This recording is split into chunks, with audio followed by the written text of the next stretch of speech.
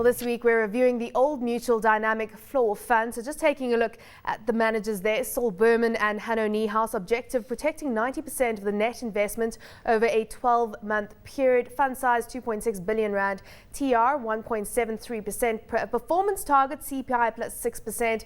Launch date November 2002. How's the fund been performing? Okay, well, I think firstly, overall market is sitting at about a 17 to 18p at the moment. It's not often that we kind of look at these protected funds on the show. We often look at kind of naked or what we call normal equity funds and normal bond funds and property funds and so forth. So, for a change, we're going to look at something where actual capital is actually protected here. And obviously, as Samantha's quite rightly pointed out, 90% of your capital is protected here over rolling 12-month periods. Let's quickly show you what this fund has actually performed like over time. Now, what I'm showing you over here is I'm showing you CPI plus 6, which is this fund's performance target. Please don't confuse the performance target with two other measures that they have in here as well, which is the benchmark, which is CPI, and then the other one, which is a fee hurdle, which is CPI plus 2. This over here is the actual performance target, which is CPI plus 6. And there you can see the performance of CPI plus 6 over time.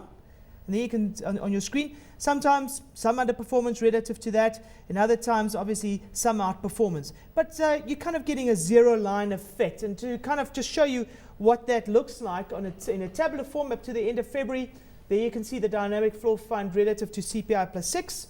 And then for performance calculation perspectives, that's what they use as a hurdle rate, CPI plus 2. So you start paying fees. And they say that ratio is 15% sharing rate above CPI plus 2%, but they're looking at saying, okay, well, we're going to set your expectations at CPI plus 6%, but at 2% we're going to start charging you. I mean, is that cheeky, or how would they explain this if you were the manager? I mean, where do you think their headspace is at around that fee structure? Well, just for me as a financial planner, it's difficult enough to do the whole planning and explaining all the asset classes and how they perform and how they all the other, and then you get things like this. That's quite difficult to explain to a client. Why is the fee hurdle, in other words, the hurdle for getting money from you, CPI plus 2, but ultimately they're targeting CPI plus 6. So isn't there some sort of disalignment in this whole thing? So I just think in general, not particularly just this fund, but in general, the whole fee hurdle concept is quite difficult to grasp for clients, and they quite often feel that they've been taken apart in terms of fees. Yeah, I think the important thing for me is, and I'd like to hear Roland, because Roland is Mr. Benchmark, obviously, as you know, on the show.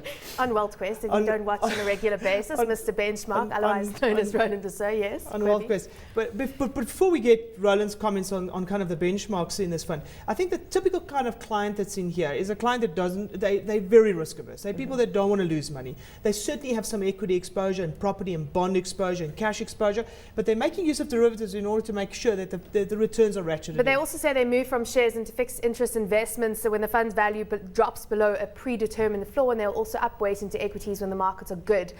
So your views, Roland, on this fund, on the fee structure, benchmarks, and all that? I thought I was Mr. Risk, but I'll take Mr. Benchmark.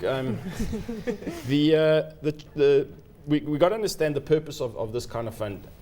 It is a downside protected fund, and it is an explicit downside protection. A lot of funds call themselves absolute return, which have a similar kind of philosophy, but they don't have an explicit risk reduction strategy. They're just balanced funds that can go down a lot more if they have a lot more equities and equities underperform.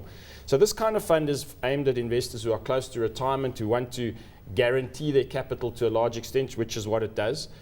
So the fee argument aside, currently, we are in a situation in South Africa where our equity market is at an all-time high and our economics are deteriorating.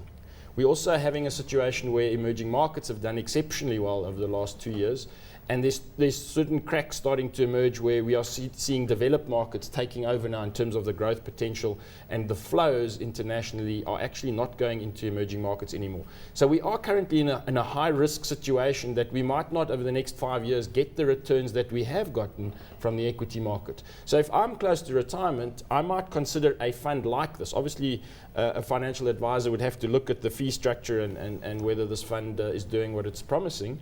But a concept of a capital guarantee now, if you are close to retirement, might not be such a stupid idea. But Roland, may I ask you, what's the chance that a balanced fund, or how many times in history has a pure balanced fund, just to take an example, lost you more than 10% in, let's say, a rolling 24 months at least period? Well, Maybe, I mean, maybe once, maybe?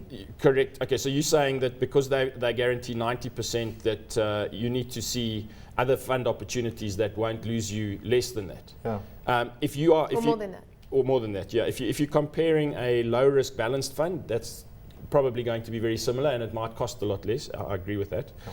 But if you are currently invested in a balanced fund with a high equity allocation, you could lose more than 10% very quickly, especially in the South African market at the moment. So it is about looking at the asset allocation within the fund very closely. But all I'm saying is close to retirement with these kind of weird situation where our economics are looking weak and our markets at an all-time high, you don't want to be exposed to risk unnecessarily. But as you say, bringing the point to bear around the fact that there are other investments that you could look at, balanced portfolios that could protect your money as easily or kind of come out with the same outcome. The thing with those funds is also you might be in a low equity kind of fund, but the fund manager might just decide to increase equity at the wrong time, and you've got no control. Whereas this is an explicit kind of guaranteed fund. So sometimes there is a place for a guaranteed fund, but one has to look at the wider picture as well.